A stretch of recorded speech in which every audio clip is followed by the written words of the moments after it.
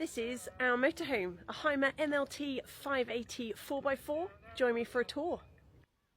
So she's a Hymer on a Sprinter base, and the first thing you might notice is the ground clearance. She's really tall at 2.95 metres, 7 metres in length, and nice and narrow at just over 2 metres. So she's fantastic on the little small country Devon lanes. Fitted with the all-terrain tyres, we've even mounted one on the back, along with searchlights and a reversing camera.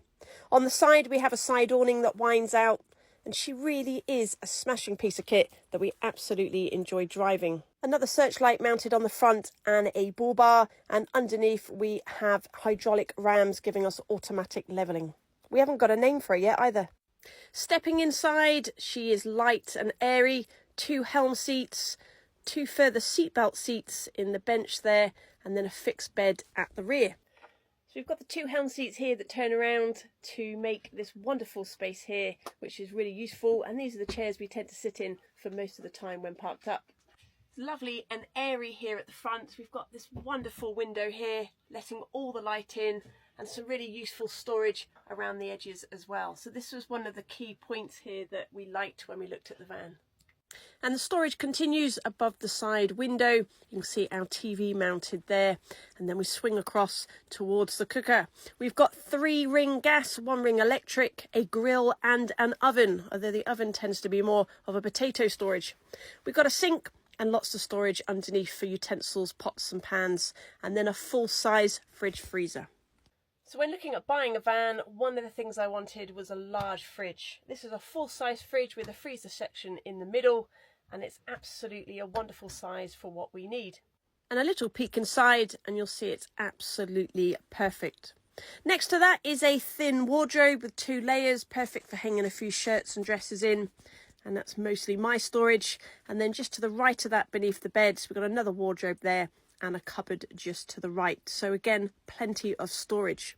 Looking up at the beds, you'll see them again, light and airy, and very much enjoyed by Bosun. Windows at both sides. A fixed rear bed was one of the other things that was a must. We didn't want to be making a complete bed up every single day. These come in 2 twins, and we've got a big cushion here that we can stick in as a centre insert to give us a giant bed, and it's very comfortable. Storage here continuing along the sides, above the headboard there, and along the other side, so plenty of space for our clothes. Stepping into the bathroom, we've got a full-size shower there. To the left of that, a sink with a mirror above, some storage, another mirror down to the toilet, and some further storage underneath the sink.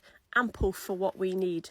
Looking back then, as we walk through the van, you can see just how light and airy it is. Plenty of space for the 2 of us. Looking back at the helm seats and the diner area. And that table does pull out and move around just to give a little bit more use of space. So it's absolutely perfect for the 2 of us and everything that we need to use it for. We've got a small TV here that pushes up out of the way when it's not in use. And just to the left of that, we have Starlink fitted. So Starlink was a new addition for this year. We're still getting to grips with it a little bit. We've learnt loads about it, and I'll do a new video on that separately. Above the door, in and out, all our controls. We've got the toggle between the gas there and our water pump switch for on and off.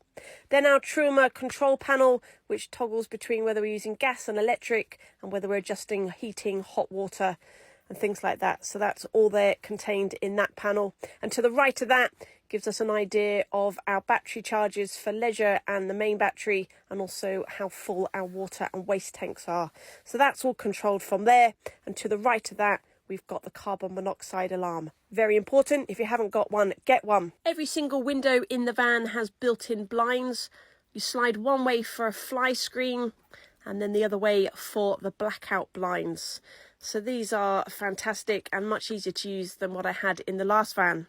Dotted around are lots of 3-point plugs and 12-volt connectors. As well as Starlink, we do have a Avtex 4G router as well. So we've got a little pod on the roof there, just a SIM card goes in that. So we've got that working, and Starlink, as I said, just because it's new. And the TV simply just pulls down. And the last little panel is basically telling us what we're drawing from the grid, whether we're charging our batteries, the percentage they're at, and the load that we are taking. So very handy little device. We also have this on an app as well that we can log into to get exactly the same information. We've got Bluetooth batteries, so we can log into another app, click on the batteries and see the charge percentage, what health they're at, and their capacity. And we also had an inverter fitted, so we could use 3-pin plugs when not plugged in. In our battery compartment, we have two 200 amp hour lithium batteries, and on the roof 2 solar panels. And this is all the Victron kit in here as well that talks to it all and gives us all the data that we need. We upgraded these batteries this year and they have not let us down and have been smashing. Above that is the second battery, just squirreled in there, along with all of our fuses, and we carry a big bag of spare fuses just in case we are to blow anything whilst we're out and about. Another thing we love about the motorhome is the very large garage at the back, which is accessed from both sides. And on the left hand side we can also access our gas bottles in this little compartment here. We've got 2 11 kilogram and they are connected to LPG, so we fill up on the external tap on the side of the van rather than exchanging our gas bottles. We carry a pack of adapters around depending on what country we're in. They simply screw in to the tap on the side of the van like that, and then we pull up at an LPG filling station and it connects as such. So nice and easy to do. Also on that side of the van is the toilet cassette as well. We've got all our blue liquid we carry around and we slide the cassette out. We've got a spare one that we carry around as well. We've owned this van now for 18 months and we absolutely love the versatility that it gives us. So we highly recommend it. There we are, van tour complete. Now I am with my parents at the moment that have got a Carthago, so if you're keen to have a look around theirs, leave me a comment below and I'll see what I can do.